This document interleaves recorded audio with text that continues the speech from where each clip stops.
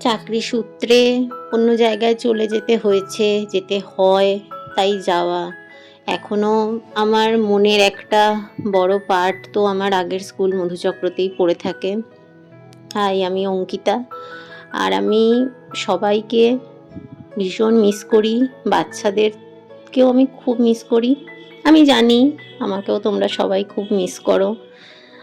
আর আজকের এই অনুষ্ঠান, তোমাদের এই এত সুন্দর সুন্দর গিফট, মানে আমি এখনও কথা বলতে পারছি না, কিছু বলতে গেলে আমার গলা বুজে আসছে। লাস্ট 1 বছর এটা বাড়ির বাইরে আর একটা বাড়ি ছিল আমার কাছে। মনে হতো না কাজ করতে যাচ্ছি, আমরা এত আনন্দ করে হই হই করে কাজ করতাম। খুব মিস করি সবাইকে। 1 মাস হয়েছে আমি অন্য স্কুলে গেছি, বিশ্বাস করো একটুও ভুলতে পারিনি, কাউকেই ভুলতে পারিনি। স্যার, আপনার সাথে কাজ করাটা আমার একটা লাইফ টাইম এক্সপিরিয়েন্স হয়ে থাকবে।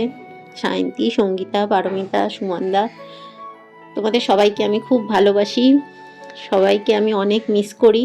তোমরাও আমাকে মিস করবে, ঠিক আছে? কেউ আমাকে ভুলে যেও না। আমি মাঝে মধ্যেই চলে আসবো তোমাদেরকে জ্বালাতে, যেই একটু সময় পাবো, সুযোগ পাবো। আর বাচ্চারা সবাই মন দিয়ে পড়াশুনো করো, অনেক ভালো হও, তোমরা জীবনে অনেক উন্নতি করো, বাবা মায়ের মুখ উজ্জ্বল করো, সবাই খুব ভালো থেকো।